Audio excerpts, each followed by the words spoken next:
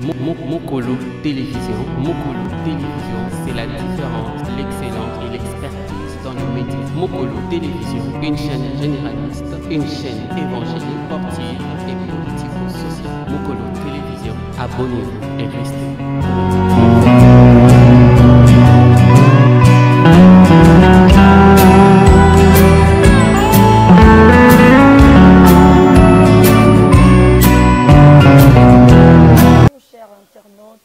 Très heureuse de vous savoir très nombreux.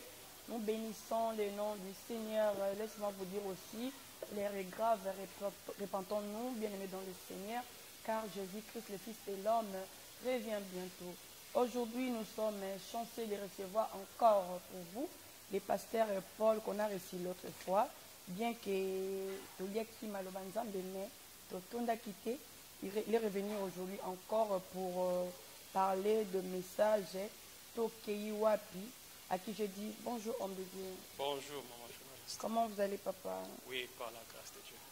On a reçu des appels de messages, donc bateau balanda qui sont vraiment en tout cas na posa. Le lot il juste un message Tokei Wapi version 2. Alors papa Sangoboni. Kimia mawana nzambe ndenga pesi somo kolongo tokotana lisusu. Avant toute chose, glorifions le nom du Seigneur. Sur ce, on ne peut jamais commencer cette émission sans dire un mot à notre Seigneur Jésus-Christ. Sur ce, s'il y aura possibilité de nous conduire à une prière d'ouverture. Merci. Éternel Dieu de gloire, te disons encore merci. Pour te permettre de passer ce pôle et dans mon lelo. Pour nous passer ce souffle de vie éternelle.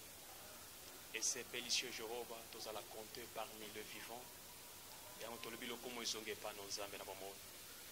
Saint-Esprit, ebana kosunga biso na ngonga oyo nyonso tokosala maloba tokoloba tozali bana na bato kasi molimo ya kompanye yango na nguya na kosimba mitema mpe bato kozonga na nzela na yo. Sunga journaliste, sunga ndeko ema asima ya kamera, sunga biso mpe banyonso bazolanda biso na ngonga oyo na kombo na Yesu Kristo. Amen.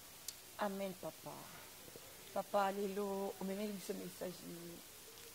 Tozokoba na message na biso na thème elobi Tokei Wapi. Tozokende na yango ndenge molimo na Nzambe azosunga biso na okende na yango.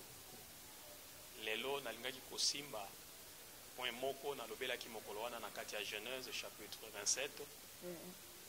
Ezali nalingi kotuna libota oyo ete libota oyo bokei wapi.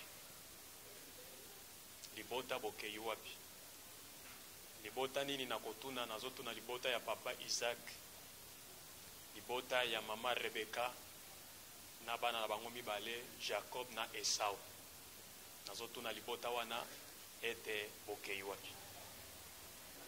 Sekelelo tozoloba na thème bokei wapi, mais na oyo etali libota mama soki libota boyokani ezali te, soki libota harmonie ezali te, réussite pe ezali te. Na kati ya famille soki bato bazali partager na kati n'esprit, baza partager na pensée, c'est que réussite ezali te. Alors yango tozotuna libota ete bokei wapi. Na résolution bozwi na kati ya famille, na kati ya libota ndenge bozokende.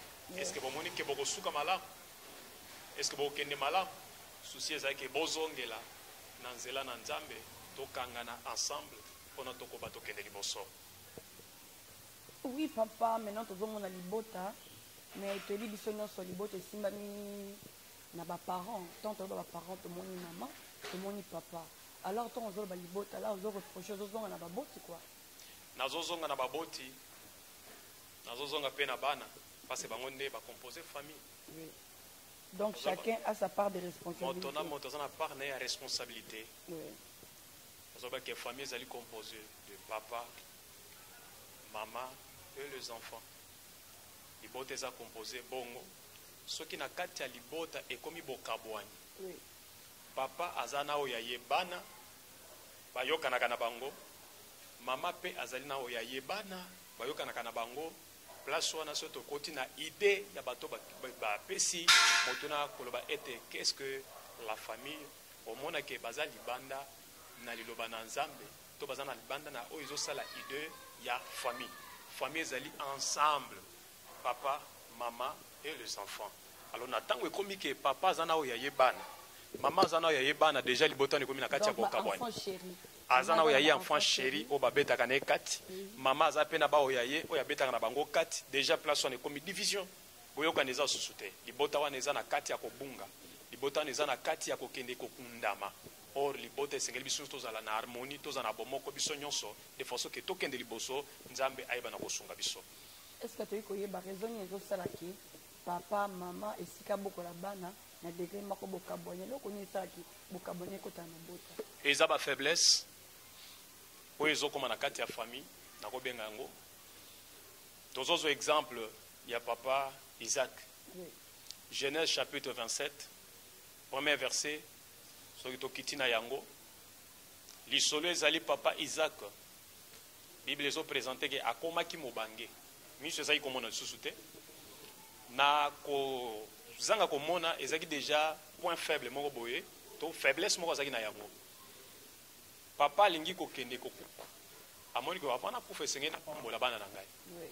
Mais mwana liboso kolandisa mibeko na kati ya libota ezaka na droit d'aînesse ezalaka.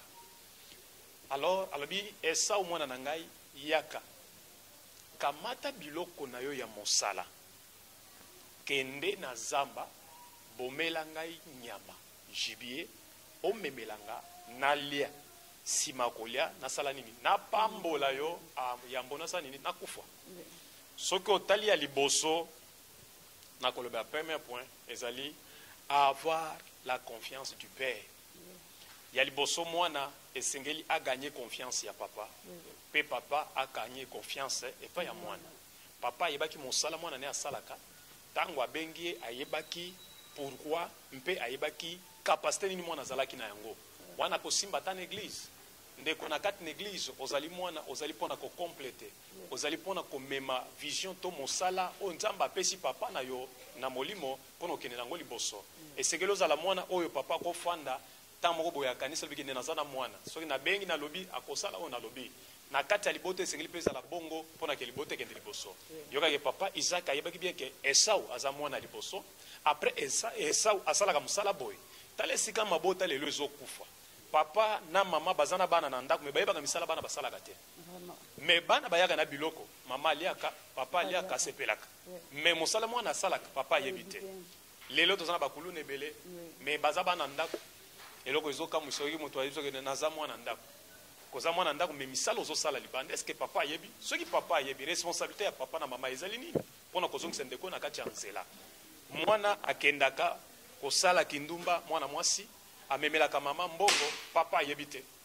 Amemelaka mama papa mama biloko papa yebite. Tango problème ko telema mama nde akotelema pona a défendre mwana ya liboso mais na kati erreur mwana zo sala. Papa ko telema mama ko telema pona ko défendre. Na uti ko solo na libota moko mama mwana na solo lina mwana pesinga maloba mususu na kome pa mama mama azopesa pe mususu. Ozotalisa ke mwana azomisa vérité oyo mama yebite. Mwana yena mesh mama yebeske mesh utite. Tango tunite mesho yo bapesa ngai pa ya kingani. Nini exangi mama okende kutuna yaya wana. Est-ce que opesa ki mwana nanga mesh? Mama a confirmé yaya wana confirmé. Non, mama tikali a fandi andimi vérité mwana pesi nzoke za mensonge mibali nde bapesi. Tala ozomema mwana wana wapi? Tozo kende wapi na kati ya famille. Omoni papa soka telemi pona a défendre to a telemi la zonki sa mwana na molongo mama ndako zo défense pourquoi parce qu'ayebi ke asa moto na ye babeta kene bakati. Alors tango ayebisi Esau amemi bubundeli na ye amemi biloko na ya mosala akezamba pona akokisa oyo papa alingaki. Papa alingaki nini? Azai koluka gibier. Alors alia sima pambola ye. Nzoka nde mama Rebeka ayokaki. Yoka sikoyo esika bokabwane zokota tozozo na famille oyo bokei wapi. Mama Rebeka lobite Jacob yakana yoki papa nazo solola nande kona yo Esau. Alobi ke kende na zamba memelanga nyama nalia après na pambola. Na lingi yo okende simanda kuna biso. Na kati ya bapate o eza simanda kuna biso to lambela ye ndenge alingaka to pesa ye alia. Malgré balamba ki pate na ndenge papa alingaka mais ezalaki jibiete.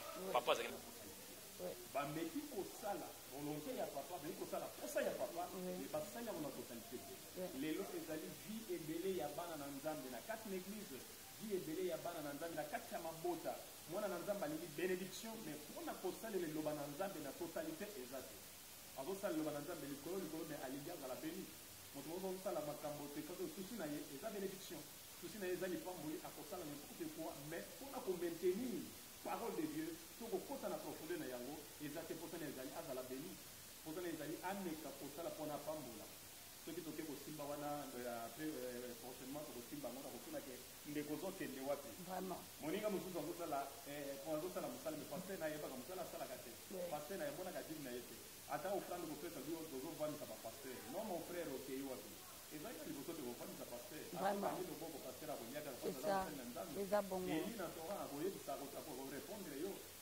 afandi kato ezoya musuni ezoya azolia alo yo kangaki loboko tango eli azaki kolia yo ozaki wapi ndeko eza te yo kovamisa pasteur sala yango mpona lipamboli na yo alors bato bazolela kati na église nzambe epambola ngai nzambe epambola estce oyo eloba na nzambe elobi osalelaka yango esawa ke koluka mosuni mpona apesa papa selo volonté na ye mais mama Rebeka na Isa et na Jacob batikali kosala oyo ezalaki posa na papa te mais bafente kaka baprofite nini faiblesse yango nalobi ke koprofite faiblesse ya moninga te osala gloire na yo koprofite na faiblesse ya moninga te osala bolamu na yo mama nyonso tozosala na mokili ezolona mawa na mokili mpe kofutama na mokili ya mibale mpo na kolobela ezali la sincérité famille sengeli mwana na baboti na bana tozala na sincérité tobika na kati ya bosolo nde libota ekokende liboso tokolonga nde tokorenye mais soki tozobika na nse ya lokuta papa lokuta mama lokuta bana lokuta nazotuna bino bokei wapi libota ezobika na kati ya lokuta bokei wapi tango Jacob azoya liboso na papa Isaac alobi ezali mwana na nga Esau kaka sikoyo okei ozwi mpe nyama Jacob alobi oui papa na ngai nzambe na yo asungi ngai nazwi yango aye na nyama pesi azwi amidegize mpona azwa esika ya Esau mais malgré tout wana ezo engagé ngolu na nzambe asaleli ngai malgré Jacob asalaki nyonso mpona ayeba bénédiction ya Esau ayebaki yango te okokaki avec le temps bénédiction ya Esau ezongelaki ye ndeko kati ya libota tozali biso moko tozali bana tata moko bana mama moko tosimbana esengo ya yaya ezala ya leki ezala ya yaya wana nde tokende biso nyonso liboso tokobatela bonzambe na kati ya famille mais soki moto na moto azolinga korenye na ye azotiela moto susu poso abitabe mpona akweya yebake ezali mabe un jour okofuta yango Jacob afutaka yango malgré ayibaki bénédiction mais afutaka yango. Maintenant papa aussi qu'on taper un point très important c'est ce qui concerne la sincérité. Alors pourquoi ça ndenge les potos ont anandela, pourquoi ça ndenge les potos à la sincère. Il y a d'autres formes pour ça qu'on a la volonté à cause à la carte, il y a un esprit où est bien d'accueil. Est-ce qu'il y a la parole de Dieu qui peut nous retenir ou comment? Merci maman. Na ko répondre na troisième point. Oui. Tout ça l'effort ya koyeba oyo papa lingi. Oui. On doit faire un effort de connaître la volonté du Père. Oui. Ceux qui toyebi volonté ya papa, tokobiga na kati ya sincérité. Amen. Parce que ceux qui ont l'andi maloba isa kazoloba ke kende obomelanga nyama olambelanga ndenge na lingaka. Comment moi na kolinga volonté akoyeba posa papa ndenge linga papa nga kolia. Ndelo kwa moto ya mwana. Mwana ozana kati ya ndako. Pono bika malamu na papa yeba papa lingaka nini papa boya kanini. Ozamona na nzambe olingi ozala beni epai na nzambe yeba oyo nzamba lingaka mpe oya boya. Alors koyeba ngonde nini. Nanzela iloba na nzambe. Nanzela parole de Dieu. Oui. Eza esika mosusu te Bible eza clair eza esika mosusu te okende te kaka na loba na nzambe Bible ezoba ke la parole ezali chemin vérité et la vie soki okoti na kati ya loba na nzambe otambo na kati ya loba na nzambe omona ke ezali nzela malamu kotambola pe ezali bomoi na kati na yango alors en dehors ya parole de Dieu nyonso kosala ezali neya yango tomonaki na verset to chapitre de base na biso na Luc chapitre 15 verset 11 mwana wana akei croyant que non à kokende kuna à réussir mais lokola mi détachaki na papa aboyi contrôle ya papa azaki obligé ya kozonga nde susi na biso ezali awa ata soki Jacob to tangi awa omona ke Jacob akendeki me mokolo moko azali na posa kozonga mon frère zwa posa wana susi ezaki biso nyonso tozwa posa ba pasteur bana na nzambe ba politicien ba nani biso nyonso tozwa posa ya kozonga na nzela malamu koyoka liloba na nzambe kopesa valeur na parole de Dieu yango nde kozonga na nzela mpona tokende biso nyonso ensemble. Merci papa, mais kozonga na liloba na nzambe c'est facile pour d'autres, mais pour d'autres c'est vraiment difficile. Et c'est comme ça que vous acquisez bino homme de Dieu. Donc bozo zwa mosalo esengeliti. Donc kozongi sa babobi na makolankolo bozo sala ngote beaucoup plus vous visez au matériel. Quand les alliés qui vous sensibilisent les gens donc la période de confinement, bakrini betonga nzambe, il y a de ceux-là qui évangélisent. Bazolanda ba na nzambe na bandako, mais il y a d'autres pasteurs bozo sala ngote. Alors kozongi sa bango comment na makola nzambe. Merci maman.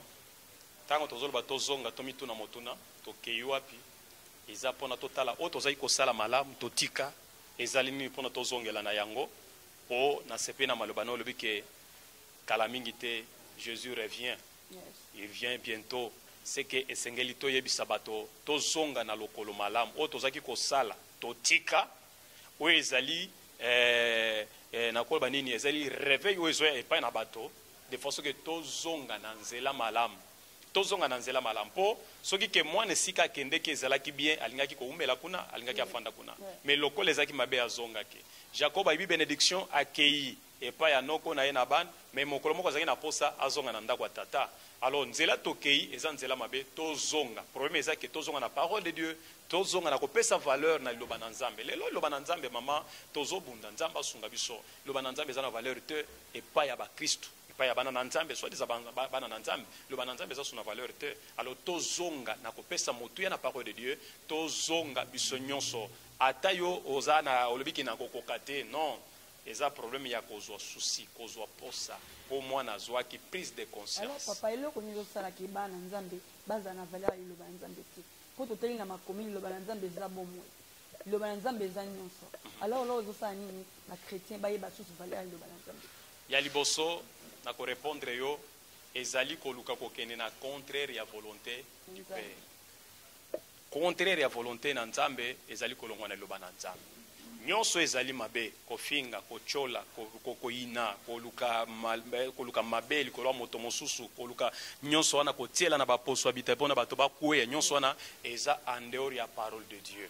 Alors koluka kosala o ezali loba na nzambe yango okozonga na kati ya volonté ya parole. Alors na tant moto alingi kobima libanda kosala o ezali contraire na volonté du Père yango ekomi libanda loba na nzambe esengeli moto azonga. Moto nyonso azwa posa azwa conscience yango nazo encourager mon frère nazo ba ke non kote ozokende eza nzela malamu te zonga na parole zonga na liloba na nzambe yango eza kopambola ya namoni te moto atikali pembeni na nzambe alela atake mbuleleki atake mikolo epusani un jour ils sont là pour changer. Amen. Alors papa tango zo obandaki ne bandeli tu nous as dit que tango papa n'aki à bénir moi na liboso selon coutume maman sala ki tout ala mbambambon. Et par là, au Tiribisson et suspense, est-ce qu'il y aura possibilité de continuer? Merci maman. Oui. Na lobaki nyonso mena kota na mozindo te. Oui. Prochainement so nzamba sungi to lobelango lisusu. Oui. Na kati ya mama tango atelemi ezali nini eloko to boyi liboso to lobeli awa ke famille ezali ensemble. Oui. Papa, maman, pena bana. Alors soki ke famille comme na kati ya division, papa lingi ba oya yebana mama azana boya yebana yango tokomona makambo lokola oyo ya papa Isaac na mama Rebecca. Yeah. Mama ayoki message pa ya papa mais akeko transmettre yango na lolenge sengela kite et pas ya mwana na yena ni Jacob oya lingaki. C'est que ebimi papa lingaki Esau, mama lingaki Jacob. Mais tango azo transmettre message les hommes de Dieu basali na nzambe nazo respecter bino mingi zwa message pesa yango ndenge nzamba pesio. Loba yango ndenge nzambe alobi oloba yango koloba te po mekola kokakola te po ete yenda pesa kangadi misoki na lobi te akopesa ngai te non sala mosala oza sentinelle. Mama Rebecca ayoki papa lobi zwa bibunde na yo kende na zamba déjà na kati wana ezali mwana andimi sacrifice pourquoi asa la volonté ya papa ce n'est pas difficile maman ezali eloko moko vraiment plutôt ce n'est pas facile.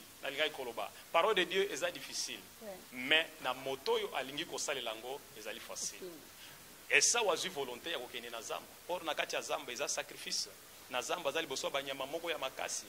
Na zamba azali boso ya bazube, azali biloko ebele ba nyos sauvage. Mais ake na zamba ko sala nini? on a sa volonté à père.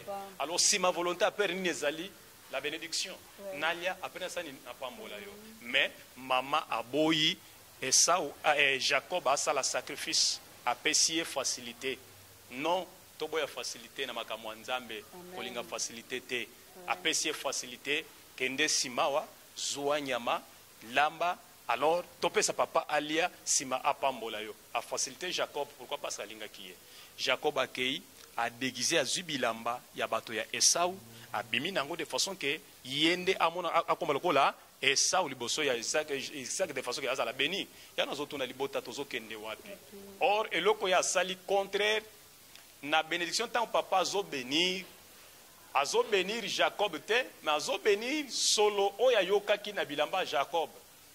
Alobi nazoyoka solo bilamba ya mwana nanga bilamba on ezaki mwana nini ezaki bilamba ya Esau nzoka Esau ezaki sur place te mais ezaki représenter na bilamba na ye et pas ya Jacob nazoka solo bilamba mwana nanga ezalo kola solo bilanga oyo nzambe apamboli ndeko moto asala ka volonté na nzambe ata bato bakotelo makita ata bato basala basali nyonso bakwesa yo un jour nzambe akopesa raison un jour nzambe akokonfondre banguna na yo na tango Jacob amoniki nazoyiba bénédiction nzoka nde bilamba ya lataki eke kosala ke Esau azala béni malgré azaki distance na raison soko kiti na Genèse omona ke retour ya Jacob tango bazokutana na Esau Jacob abongisi ba bien pona pesa Esau akorompre ye mais tango Esau non, mon frère, garde tes biens. Je suis richement béni.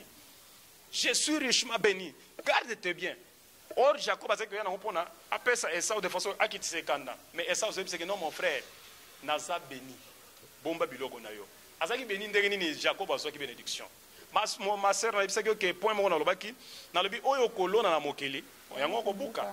Jacob a moni que a sali bien, a yibi bénédiction, mais kota kendeki. Oya lona ki elanda ki ye.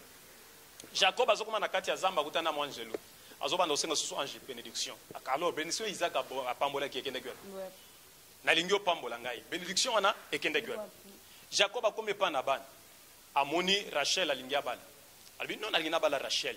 Ba yebise sala 7 ans après orozo mwasi na yo. A sali 7 ans Jacob azalaki mbinga, azalaki na miso zomona, azalaki na no jeune, azalaki na makasi nyonso. Mais a sali 7 ans pour na Rachel, après kozo Rachel bazo ko pesa Léa na sika Rachel. Ozomona ke loko ya lonaki a profiter na miso ya Esau ya Isaac zomona te, mais ye ba ko profiter na molili na se ya butu ba pesie Léa na sika Rachel. Oyo moto kolona ko buka yango na se ya mokilo. Tozo kende na suka. Jacob ba kosie tina bobange na ye. Joseph akeina biloko bazoyele bilamba lui mwana na yo ayaki nyamazambe sanini eliye akufi. Jacob abandi kolela. Or tangu yazolela Joseph azana kati na Egypte yazolela aw tala nini eloko moto alonaki ndeku oyo moto akolona tina bompa kezolanda ye eloko moto azolona akobuka yango. Alors c'est mieux tozonga na nzela na nzambe kosala moninga mabete libota tozala ensemble. To simba faiblesse ya moninga sala effort osunga ye lelo ata na kati na église na kati ya bangana za moyembi na bana koyemba ti lelo tokomi na kote numbozo yemba na kati ya groupe omoni nzamba sali o grâce oyemba ka bien bato nyonso nzamba simbi comportement nope bato nyonso ba nzamba simbi bato oleka boyo frère Paul okozo moi chemise oleka boyo moi pantalon mosusu ayoki kanda basalela kaka ye groupe ekabwana basalela kaka ye boni basalela biso te. Non mon frère ezangolu na ye likambo eza to sima na maboko to kende liboso to zabiso nyonso esengo na yo ezala esengo na nga esengo na ngai ezala ya yo wana famille ekozala makasi to kende liboso mais ce kati ya famille bokabwana ezali eza famille mususu yaya azana mbongo mais asungaka bandeko na ye te yaya zana mbongo mais leki na yazo tambola na kati ya mpiaka leki na yazo tambola tali boba biso non aza leki ya mutu kingani ozondima te. Pourquoi motema mabeboy ndeko tozo kende wapi? Est-ce que na sens tozo kende? Est-ce que famille ko fuluka na sens tozo kende église ko kende liboso na sens tozo kende entreprise ko kende liboso na sens tozo kende? Est-ce que Congo ko kende liboso parce que mutu nyonso alingi kaka bola muna yemoko ce que on comprendre place oyo Jacob andimi ko sala la proposition ya mama Rebecca parce qu'alingaki bola mona ye moko intérêt personnel ezati na kati ya bato nazotu na Congo tokei wapi monde entier tokei wapi luka pe ke no moninga pe azwa luka pe moninga sepela pe na esengo moninga ke osepela ka na mawana ye na pasi na ye non mituna na kei wapi mama papa oyo ezalaka éternel ezali te nyonso tokotika yango tozonga na parole de Dieu. Amen papa, tozonga na parole de Dieu, bien-aimé dans le Seigneur. Tozonga tolinga na bolingo eleki nyonso. Papa alobi nyonso, alobi clair, tozonga na pominde na lopoto balobi l'union fait la force. Etika bomoko ezali sapi moko solo elongolaka epoti na lisite. Alors papa, on avance calmement. Alors quel est le message fort à lancer à toute la population, au peuple dédié, la famille est déjà épandanie. La famille est comme papa vit intérêt naïe, maman vit intérêt naïe. Alors quel message qu'on va adresser à bango de façon que tu conscientiser bango parce que ils ont nous tardé. Grâce aux amis de alors message nous copie ça na ba botswana ou ba meli ko kabola famille na ba conscience na bango. Merci maman. Liloba tokoloba ezake nazoloba na papa yo nzambe apeso responsabilité ozala papa apesio bana wana azana makoki oyo apesi yo de façon ke okamba bana wana papa zonga zwa responsabilité na yo lelo mwana moko aza na zando azolala libanda me yo papa obota ye aza wana asengaka yo teke obota ye me yo nde obotaka ye sala effort ya kozonga na kati ya nzela na yo yebake konganga ya mwana wana nzambe azoyoka yango kolela ya mwana wana nzambe azoyoka mituna ozokende wapi okotikala pe kaka boye bana ozobota bazokende bana ozobota bazala otiki bango ndenge on éparpillé eza soni zonga na kati ya nzela mama yo mama nzambe apesa yo akela kozala mama ebitina Bible ezolobeke mwasi ya mayele atongaka ndako na ye me oyo azoba akoyisaka ngo na maboko na ye yebake mwana na oboti yo moko te oboti na papa papa nde azali chef ya famille papa nde azali chef na kati ya ndako tala eloko ozosala yo na mwana oyebi bandako nyonso mwana alongolaka bazemi yo yebi ta nyonso omemaka mwana wana omemi mwana okena yebo eske nzela ozokenda mwana eza nzela malamu mama zonga zwa responsabilité na yo okokufa pe nzala te mwana na ye akuti yo eza te ntango akoboya kopesa yo yango nini okokufa okufa te nzambe akosunga yo totela biso nyonso tosimba na mama na papa tosimba na loboko décision na biso oyo papa alobi ndo oyo mama andimi oyo papa aboyi oyo mama aboyi okomona ke bana nyonso bakolanda mwana Bible ezoloba Ephésiens chapitre 6 ezoloba ete mwana tosaba kote eza promesse moko o ezali mobeko moko eza na promesse simana yango mwana tosaba boti honorer tata na mama pona mikolo na yo ezala ebele na mokili pe ezala ya esengo alors zonga na kati ya raison na kati ya parole de Dieu nde esika tokoyeba komona bolamu pe tokofuluka liboso ozokende libanda ya matoyi elekaka suki na moto na molai te matoyi ezaka esika ezali nzambe ayebi ndenge atie makambo nyonso oye na kati ya libota oza mwana papa ozala otanga ozala oza na bisika mine papa atikali papa mama atikali mama mpono ozala beni tikala na kati ya mobeko mpe tosamba loba na nzambe mon frère ma soeur parole de Dieu yango nde fin yango nde suka makambo nyonso ata o Matthieu kiti okozonga toujours na raison parole de Dieu nazolo pona sœur en Christ frère en Christ tika kokende libanda parole de Dieu okomi kosa na bénédiction mais ya bénédiction na nzambe yaka na koswa ya minote sala ya kokota na kati ya parole de Dieu malgré ça difficile mais sala effort ya kosala volonté du Père sala effort ya kosala volonté du Père zonga na volonté du Père sala effort malgré ça pasi mais sala effort lokola esawa sala ki yango ya kokende na zamba koluka de papa a sepela na posa na ye ba frère ba homme politicien yeba ke siko ozali ozala député ozala ministre c'est parce que bato bazali soki bato bazali te okozala ministre ba nzete te okozala député ba nzete te ozala député ba nyama te bazobengo député parce que bato bazali bato mo batelisa volonté ya kotia bino bozana amour du peuple bozana bolingo ya bato tozonga na nzela yeba oyo zosala soki ezali mabe mituna ke na keyi wapi to keyi wapi alors souci za ke tozonga biso nyonso na koluka kosala volonté du Père. La volonté du Père, c'est la fin de notre émission, chers internautes. Les bonnes choses ne durent jamais. Merci de nous avoir suivis. Là, je profite de l'occasion de donner mes bites salutations à mon pasteur Saint-Goli Imongo à Paris, sans oublier les pasteurs Constant et Fouanga à Paris, le couple Bavon Kassongo, sans oublier le pasteur Sylvain à Limité. Alors, papa, commis déjà presque nasuka s'il y a possibilité au pesa bambote na bazolanda et n'oubliez surtout pas ya kopesa ba numéro poto yamba ki ba paye de ceux-là au ba 50 numéro bien que na numéro tikoleka topesaki numéro te, alors vous pouvez profiter ya kopesa dédicace na ba coordonnées na bino. Merci vraiment. Nzambe na likolo apambola bino. Nzambe likolo apambola bino. Nazo pesa merci ya liboso pa ya pasteur Sylvain oyo ndimi koyamba biso na kopesa biso espace to passer émission. Nzambe apambole mingi vraiment l'homme de Dieu. Nazo pambola bana na ngai ba ebisaki nga vraiment parce que tolandaki malamu Diane na Canada. Nzambe apambola mama Chantal, apambola mama Janine na Lyon. Nzamba pambola bino frère Bona, en tout cas bo soutenir mosala o ezali malam na lingi vraiment ko botalisa vraiment volonté na bino faire ready 7 78 72 722 097 78 72 722 085 240 20 65 085 240 20 65. Ma soeur, mon frère, pagnon sozali benga sunga mosala oyo ekozala malamu eko mosala ekende liboso eza mosala na Nzambe olingi ke bato nyonso balanda yango ekende mosika vision za molai sunga yango ekosala bien Nzambe akoyeba na kopambola yo bandeko tozonga na parole de Dieu tozonga na volonté de Dieu na bosante na Lubumbashi prophète Stani Kwete Nzambe apambola apôtre Tisui Nzamba Pambola Ozali Ebele en tout cas Nzamba Pambola bino na CP en Afrique du Sud pasteur Germain Mukendi pasteur Beyard en tout cas Nzamba Pambola bino mingi Nzamba Alikolo asonga bino lisusu. Papa, je ne peux jamais finir cette émission sans pour autant dire un grand merci au couple Kassongo. Là je vois mon papa Bavon et maman Thérèse. Je l'appelle affectueusement maman sociale, maman Yaban Ebele, sans oublier notre frère Beni Moubenga, hein, Mobala Mbinga.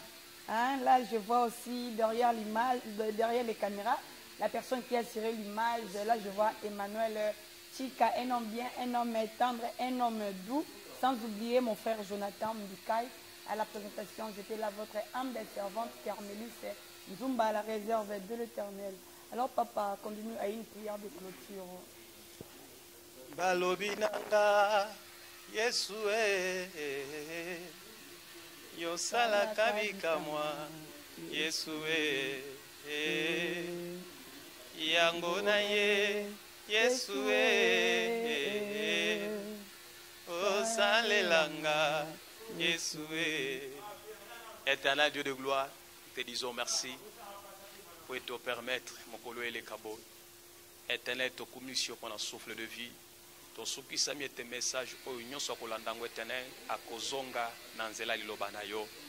Saint-Esprit sunga biso na tango nyonso to kamata ba engagement to kamata ba décision o ezali mabe moto na kati ya tuna biso to ke yo api o te ba kozonga na liloba na yo.